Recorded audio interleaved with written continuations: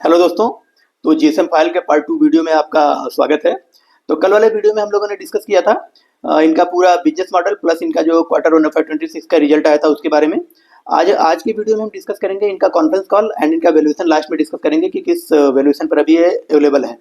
तो चलते हैं सबसे पहले ओपनिंग रिमार्क्स में देखते हैं कि मैनेजमेंट ने क्या बोला। तो मैनेजमेंट ने सबसे पहले अपने ओपनिंग रिमार्क्स में इनके बिजनेस मॉडल के बारे में बताया कि जीएसएम फाइल एक क्वालिटी फोकस्ड मैन्युफैक्चरिंग कंपनी है जो एल्युमिनियम फाइल से बनी हुई प्राइमरी पैकेजिंग मटेरियल बनाते हैं, specially blister files and strip files and जिनका यूज फार्मास्यूटिकल इंडस्ट्री में टैबलेट्स एंड कैप्सूल्स की पैकेजिंग के लिए किया जाता है। तो आपको अगर इनके बिजनेस के बारे में ज़्यादा डिटेल से समझना है तो आप मेरा पिछला वीडियो देख लीजिए, उसमें मैंने पूरा डिटेल में समझाया हुआ है इनको। तो ये जो इनका पैकेजिंग है इसका बेनिफिट क्या है इनके फाइल्स का कि ये मेडिसिन को मॉइस्चर, ऑक्सीजन एंड लाइट के कंटामिनेशन से बचाती हैं। इनके पास 65 से ज़्यादा जो फार्मा मैन्युफैक्चरिंग कंपनियां, दवा मेडिसिन बनाने वाली कंपनियां वो इनकी क्लाइंट्स हैं। एंड इनके पास state of the art facility है एक वसई मुंबई में, जिसका capacity 10,000 metric ton per year का इनका मैन्युफैक्चरिंग कैपेसिटी है। इनको आईएसओ सर्टिफिकेशन भी मिले हुए हैं 9001 एंड 2015। एंड इसके बाद इनका जो प्रोडक्ट रेंज है, इनके प्रोडक्ट रेंज में देखेंगे तो इनका जो इनके ये लोग क्या क्या बनाते हैं, लोग कोटिंग फाइल्स बनाते हैं, लेमिनेटिंग फाइल्स बनाते हैं and blister files and strip files बनाते हैं, जिनका थिकनेस 20 टू 40 माइक्रोन के बीच में होता है। मीन्स ये लोग 20, 25, 30, 35, 40 माइक्रोन के थिकनेस के प्रोडक्ट्स ये लोग बनाते हैं। और इंडियन मैनेजमेंट ने आगे बताया कि Indian pharma industry is expected to grow by 2030। ये लोग डबल होने का होप है कि इंडिया की जो फार्मा इंडस्ट्री वो डबल हो जाएगी 2030 तक। एंड अगर इंडिया की फार्मा इंडस्ट्री 2030 तक डबल होती है तो उनकी पैकेजिंग इंडस्ट्री भी ऑलमोस्ट डबल होगी या डबल से ज़्यादा ही होगी, जिसमें domestic players like GSM files को काफ़ी हेल्प मिलेगा और इनके मैनेजमेंट को अपना बिजनेस एक्सपेंशन प्लस अपने बिजनेस के लिए एक ह्यूज अपॉर्चुनिटी वहाँ दिखाई देती है। बाकी एल्युमिनियम फाइल्स पॉपुलैरिटी गेन कर रहा है, इसके पीछे रीजन है कि जो एल्युमिनियम होता है वो रिसाइक्लेबल होता है, तो कोई पोल्यूशन क्रिएट नहीं करता है। एंड इनका जो बैरियर प्रोटेक्शन क्वालिटी होती है, सुपीरियर क्वालिटी के प्रोटेक्शन ये लोग प्रोवाइड करते हैं जो मटेरियल इनके अंदर पैक किया जाता है उसको। आगे मैनेजमेंट ने बताया कि गवर्नमेंट ऑफ इंडिया ने जो चाइना से प्लस जो थाईलैंड से सस्ती क्वालिटी के या सस्ते प्राइस के जो एल्युमिनियम आते था उसके ऊपर उन्होंने इम्पोर्ट ड्यूटी लगा दी है। तो उन प्रोडक्ट्स के ऊपर इम्पोर्ट ड्यूटी लगने से क्या हो जाता है, उनका प्राइसिंग बढ़ जाएगा। उनका प्राइसिंग बढ़ेगा तो जो domestic players like GSM file से अदर जो प्लेयर्स जो इंडियन है जो इंडिया में मैन्युफैक्चर करते हैं उनको काफ़ी बेनिफिट मिलेगा।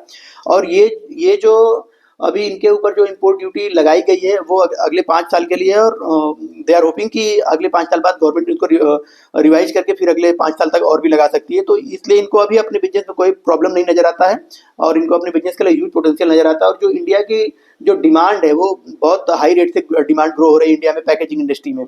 आप देखेंगे कि अभी सारी चीज़ें जो पैकेजिंग होती है एल्युमिनियम फाइल्स में ही पैकेजिंग होती है, इधर वो एफएमसीजी प्रोडक्ट हो, इधर वो आपके जो टूथपेस्ट हो, नमकीन हो, चिप्स हो, बिस्किट्स हो, इधर वो आपके जो है कि कोई भी ट्यूब्स हो, तो ये सारी चीज़ें ऑलमोस्ट बॉटल से शिफ्ट होके इन्हीं पैकेजिंग की तरफ आती जा रही है, एल्युमिनियम फॉइल पैकेजिंग की तरफ। तो इसमें भी इनको आगे अच्छा खासा अपॉर्चुनिटी दिखाई देती है, गवर्नमेंट का पुश भी मिल रहा है इनको, तो इनको अपने बिजनेस के लिए आगे अच्छी अपॉर्चुनिटीज है। आगे थोड़ा सा इनके फाइनेंशियल्स के बारे में डिस्कस कर लेते हैं कि इनका रेवेन्यू ग्रो हुआ था 148% से ईयर ऑन ईयर, जो कि शानदार ग्रोथ है। अगर आप पूरे 1 महीने तक जो अभी रिजल्ट सीजन चला है, इस पूरे रिजल्ट सीजन में अगर आप देखेंगे तो बहुत कम ऐसी कंपनियां हैं, गिनी चुनी ऐसी कंपनियां हैं जिनमें मोर देन 100% की ग्रोथ आई है। और इनका ग्रोथ तो लगभग 150% का हुआ है, मतलब लगभग 148% से इनका जो ग्रोथ आया ईयर ऑन ईयर। एंड इनका इबिटा ग्रोथ देखेंगे तो वो तो और भी बढ़िया है, 171% से ग्रो हुआ है। और इनका मार्जिन में भी अच्छा खासा ग्रोथ इंप्रूवमेंट हुआ है, जो पहले 10.24% हुआ करता था वो बढ़कर भी 11.2% हो गया है। और इनका पैट ग्रू भी, पैट में अगर प्रॉफिट आफ्टर टैक्स में देखेंगे तो उसमें भी अच्छा खासा ग्रोथ हुआ है, 174% से ग्रो हुआ है। अगर अब आप देखेंगे जैसे इनका रेवेन्यू 148% से ग्रो हुआ है और इनका पैट ग्रोथ 174% से हुआ है, मीन्स क्या हुआ है, इनको ऑपरेटिंग लीवरेज मिल रहा है। मीन्स ये लोग जो प्रोडक्ट सेल कर रहे हैं उसमें जो हाई वैल्यू के हाई मार्जिन के प्रोडक्ट है वो लोग ज़्यादा सेल कर रहे हैं, और जो इनके नॉर्मल प्रोडक्ट है जिनमें इनको कम मार्जिन मिलता है वो प्रोडक्ट कम सेल कर रहे हैं। तो ये भी इनके बिजनेस के लिए काफ़ी अच्छी बात है। इनका पैट मार्जिन भी ग्रो हुआ है। इनका पैट मार्जिन जो पहले 6.6% हुआ करता था वो भी बढ़कर 7.3% हो गया है। और प्रोडक्ट डाइवर्सिफिकेशन के बारे में मैनेजमेंट ने अपने ओपनिंग कॉल में ही बताया कि ये लोग एक नए प्रोडक्ट से सेगमेंट में एंट्री कर रहे हैं, लेमी ट्यूब।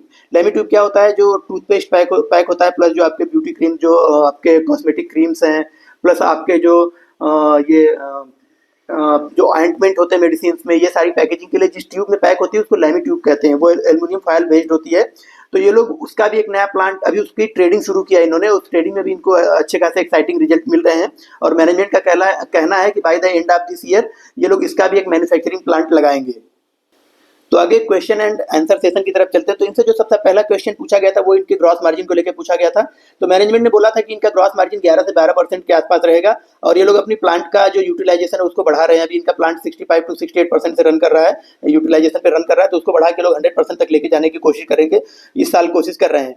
तो अगर ये 100% रन होने लगता है तो इनका जो ग्रॉस मार्जिन वो भी 1-2% बढ़ जाएगा, जो अभी 11-12% है वो बढ़ के 13 से 14% हो जाएगा। आगे अगला क्वेश्चन इनसे कैपेसिटी और इनके जो है कि एक्सपेंशन के बारे में पूछा गया, कैपेक्स और एक्सपेंशन के बारे में पूछा गया। तो मैनेजमेंट ने बोला था कि 2 से 3 नए कैपेक्स प्लान इनका जो है इस पर डिस्कशन चल रहा है। पहला प्लांट ये लोग अहमदाबाद में लगाएंगे, गुजरात में, जो कि सेम उतनी कैपेसिटी का और उतना ही बड़ा प्लांट होगा जैसा इनका वसई महाराष्ट्र वाला प्लांट है। वहाँ भी ये लोग blister foil and strip foil ready करेंगे। और जो लोग अगला फैसिलिटी अपना लगाएंगे, अगली फैसिलिटी में ये लोग लेमी ट्यूब बनाएंगे, जो कि अभी ये लोग by the end of Q2 तक ये लोग वो भी डिसाइड करके बता देंगे कि वो प्लांट इनका कब से लगेगा, कहाँ पर लगेगा और कितना कैपेसिटी का लगेगा और उसमें कितना पैसा ये लोग खर्च करेंगे। अगला क्वेश्चन इनसे इनके अपने क्लाइंट के साथ कॉन्ट्रैक्ट स्ट्रक्चर पर किया गया, क्योंकि जैसे आप लोगों को पता है कि जो एल्यूमिनियम है वो कमोडिटी है, तो कमोडिटी के प्राइसेस बहुत ज़्यादा फ्लक्चुएट होते हैं। तो मैनेजमेंट ने बोला कि हमारा जो कॉन्ट्रैक्ट है अपने क्लाइंट के साथ ज़्यादा लंबे समय तक का नहीं होता, हमारा मैक्सिमम 1 महीने तक का कॉन्ट्रैक्ट होता है, क्योंकि हर महीने की पहली तारीख को हिंडाल्को एल्यूमिनियम के प्राइसेस फिक्स कर देता है और पूरे महीने उसी प्राइसेस पर ये लोग फिर प्रोडक्ट सेल करते हैं और अगले महीने की पहली तारीख को फिर से हिंडाल्को नए प्राइसेस फिक्स कर देता है। तो इनका कहना है कि ये लोग 1 महीने से ज़्यादा का कॉन्ट्रैक्ट नहीं लेते और जो प्राइसेज हिंडाल्को फिक्स करता है उसी प्राइसेज पर ये लोग फिर प्रोडक्ट अपना जो एल्यूमिनियम फॉयल से उसको सेल करते हैं। तो इनका अगर प्राइसेज बढ़ती भी हैं तो इनके ऊपर उसका कोई इनके नेगेटिव इम्पैक्ट नहीं आता इनके बिजनेस पर, क्योंकि वो लोग बढ़ी हुई प्राइसेज को सीधे कस्टमर को पास ऑन कर देते हैं। आगे मैनेजमेंट से इनके इन्वेंट्री मैनेजमेंट को लेकर क्वेश्चन पूछा गया। तो मैनेजमेंट का कहना है कि जनरली 10 से 11 महीने तक एल्यूमिनियम की प्राइसेज अपवर्ड डायरेक्शन में जाती है, मतलब एल्यूमिनियम की प्राइसेज बढ़ती हैं और हार्डली 1 से 2 महीने ही होते हैं ऐसे साल में जिनमें एल्यूमिनियम की प्राइसेज घटती हैं। तो ये लोग क्या करते हैं कि पहली तारीख को ही इन्वेंट्री बिल्ड करना शुरू कर देते हैं और 25-26 तारीख तक ये लोग इन्वेंट्री बिल्ड करते हैं और प्रोडक्ट को अपने सेल करते हैं। 25-26 के बाद अपने सेल को थोड़ा स्लो कर देते हैं और इन्वेंट्री मैनेजमेंट को बढ़ा देते हैं, ताकि अगले महीने की पहली तारीख से जब हिंडाल्को प्राइसेज फिर से डिसाइड करे तो ये लोग जो इनकी एग्जिस्टिंग इन्वेंट्री रहती है उसको सेल करना शुरू कर देते हैं। जनरली अपवर्ड डायरेक्शन में मूव होता है एल्यूमिनियम का प्राइसेज, तो इनको वहाँ पर बेनिफिट मिलता है उस जो ये लोग इकट्ठा करके रखते हैं इन्वेंट्री उसका। अगला क्वेश्चन इनसे इनके बिजनेस एप्लीकेशन के ऊपर पूछा गया कि इनका बिजनेस तो इजीली रेप्लिकेट किया जा सकता है क्योंकि इसमें कोई एंट्री बैरियर नहीं है। तो मैनेजमेंट ने बोला कि हाँ, हमारे बिजनेस को आप इजीली रेप्लिकेट कर सकते हैं, इसमें कोई एंट्री बैरियर नहीं है, कोई नया प्लेयर आके भी ये बिजनेस लगा सकता है, लेकिन फिर भी हमारे लेवल का बिजनेस रेप्लिकेशन करना ईजी नहीं है, क्योंकि अगर कोई भी नया प्लेयर आएगा तो उसको छोटे कैपेक्स के साथ आप इस बिजनेस को रेप्लिकेट नहीं कर सकते, क्योंकि जो आपके कस्टमर है जिनको आप प्रोडक्ट सेल कर रहे हैं वो इंडिया की बड़ी बड़ी जायंट फार्मास्यूटिकल कंपनियां हैं और वो लोग आपसे उधार में माल लेती हैं और पैसा आपको 60-70 दिनों के बाद देती हैं। तो आपका जो कैपिटल है वो कैपिटल इसी 60-70, अगर आपने एक कस्टमर को अपना माल सेल कर दिया और आपको 60-70 दिनों के बाद पैसा मिलेगा तो आपका पूरा बिजनेस तो वहीं बंद हो जाएगा, क्योंकि आपका तो जब नया पैसा आपको मिलेगा ही नहीं तो आप लोग नया इन्वेंट्री बनाएंगे कैसे और नया प्रोडक्ट सेल कैसे करेंगे। इसलिए या तो आप ज़्यादा पैसा लेके आइए या तो आपका जो कैपिटल साइकिल है, कैपिटल रोटेशन का जो साइकिल है वो स्ट्रांग होना चाहिए। तो इनका जो वर्किंग कैपिटल साइकिल है वो काफ़ी स्ट्रांग है कंपेयर टू इनके पीयर्स। ये लोग अपने पैसे को एक साल में 6 से 7 बार घुमा देते हैं, मीन्स कि इनको अपने क्लाइंट से लोग 50-60 दिनों पैसा ले लेते हैं और उसको उसी पैसे से लोग नए प्रोडक्ट बना के दोबारा ये लोग सेल कर देते हैं। तो इनका जो वर्किंग कैपिटल साइकिल है वो मैनेजमेंट काफ़ी स्ट्रांग है कंपेयर टू इट्स पीयर्स। तो इनके बिजनेस को रेप्लिकेट करना ईजी है, लेकिन ईजिली किया नहीं जा सकता है। आगे मैनेजमेंट ने अपने रेवेन्यू गाइडेंस के बारे में रेवेन्यू का जो गाइडेंस दिया है इस कमिंग ईयर, जो अभी ईयर चल रहा है फॉर 26 का। तो मैनेजमेंट ने बोला है कि टोटल 240 से 260 करोड़ का रेवेन्यू लोग जनरेट करेंगे FY26 में, एंड इनका जो करेंटली मार्जिन है 7.3% है, इसको ये लोग सस्टेन रखेंगे और कैपेसिटी यूटिलाइजेशन इनका बढ़ जाएगा तो ये इसमें 1 से 2% का इसमें आपको इंक्रीमेंट भी देखने को मिल सकता है। आगे अपनी कैपेसिटी यूटिलाइजेशन के बारे में मैनेजमेंट ने बताया कि करंट में ये लोग इनका जो प्लांट है इसको ये लोग 65 to 68% की कैपेसिटी यूटिलाइजेशन से रन कर रहे हैं, जो कि 30% ऑलमोस्ट कम है जितना होना चाहिए उससे। तो मैनेजमेंट का कहना है कि ये लोग कुछ नए स्पेयर पार्ट्स ऐड कर रहे हैं अपनी मशीनरी में, जिससे इनका जो कैपेसिटी यूटिलाइजेशन है वो बढ़ के 100% तक चला जाएगा। और अगर 100% तक कैपेसिटी यूटिलाइज होने लगा तो इनका जो प्रोडक्शन है वो 40 to 45% बढ़ जाएगा। और मैनेजमेंट का कहना है कि कमिंग जो 6 ईयर्स है उसमें इनका कैपेसिटी यूटिलाइजेशन बढ़ के 100% के आसपास चला जाएगा। और अगर 100% वहाँ चला गया आने वाले 6 मंथ में तो जो इनका अभी रेवेन्यू जनरेट होता है पर मंथ, वो रेवेन्यू बढ़ के 25 करोड़ तक पर मंथ ये लोग रेवेन्यू जनरेट करने लगेंगे। तो 25 करोड़ अगर पर मंथ रेवेन्यू जनरेट करने लगेंगे तो आप देखेंगे कि इनका जो पूरे साल का रेवेन्यू है लगभग 300 करोड़ के आसपास हो जाएगा। और मैनेजमेंट गाइडेंस कितना दे रहा है, 240 से 260 करोड़ का गाइडेंस है मैनेजमेंट का अभी करंट में। और ये बढ़ के 300 करोड़ तक आसपास चला जाएगा तो आप देखेंगे कि इनका पैट मार्जिन भी बढ़ जाएगा। जो अभी 7.3% इनका पैट मार्जिन है वो भी बढ़ के, मैनेजमेंट ने बोला है कि कैपेसिटी यूटिलाइजेशन बढ़ेगा तो वो भी 1-2% बढ़ जाएगा, तो वो भी लगभग 9% के आसपास बढ़ के चला जाएगा। तो आप देखेंगे कि बिजनेस आपको आगे ये डील आपको और सस्ती दिखने लगेगी।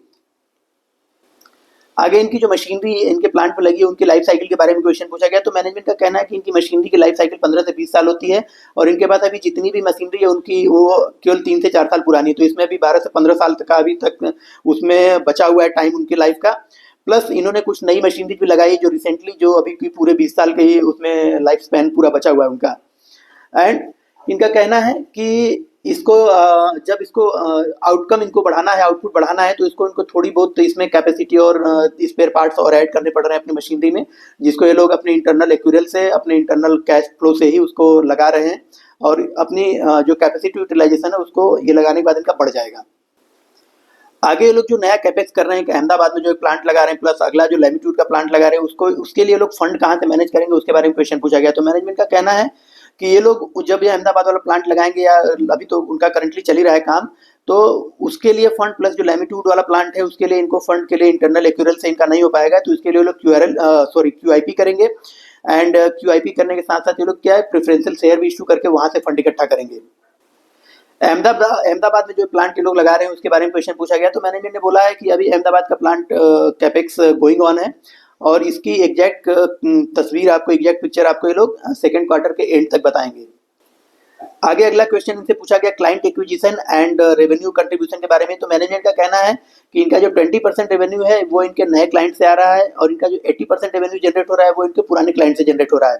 अभी पिछले क्वार्टर में इन्होंने 4-5 नए क्लाइंट ऑन बोर्ड किए हैं और इसके अलावा 3-4 नए क्लाइंट के साथ इनका सेकंड क्वार्टर में अभी डील चल रहा है, उनके साथ बातचीत चल रही है।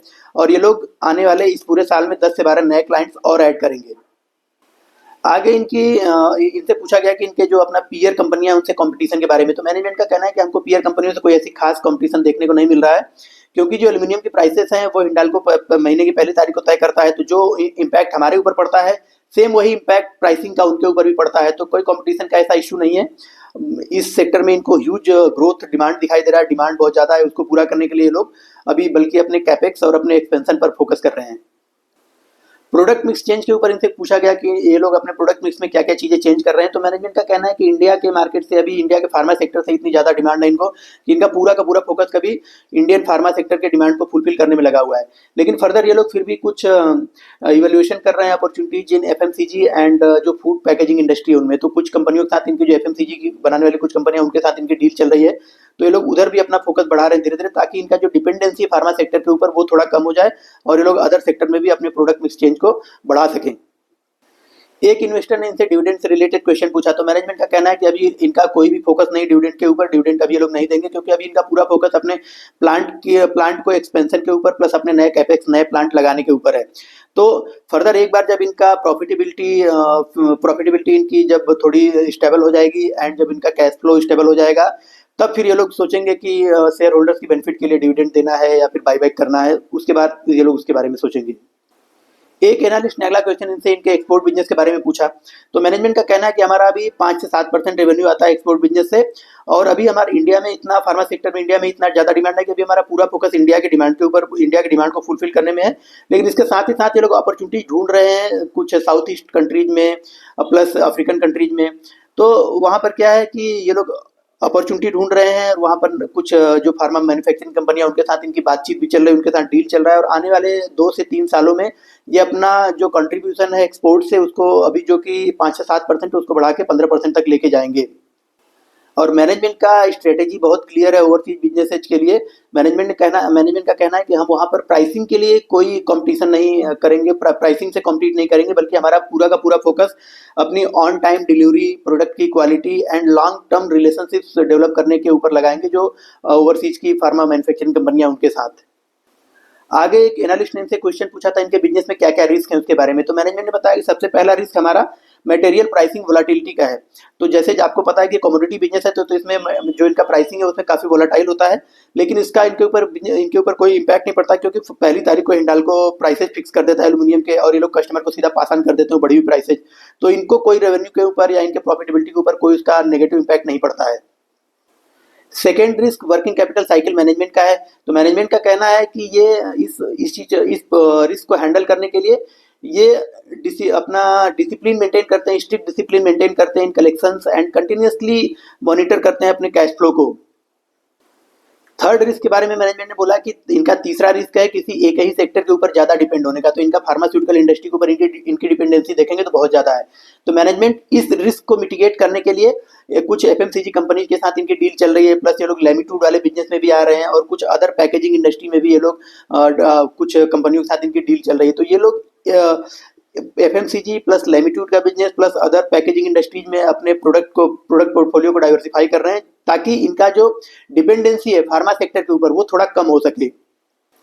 मैनेजमेंट ने आगे बताया कि इनका जो बिजनेस मॉडल है काफ़ी रेजिलिएंट है, एंड ये कंटिन्यूस इंप्रूवमेंट कर रहे हैं अपने बिजनेस में, जिसके जरिए ये लोग क्या करेंगे, ये सारे जो रिस्क फैक्टर है इसको इफेक्टिवली मैनेज कर लेंगे।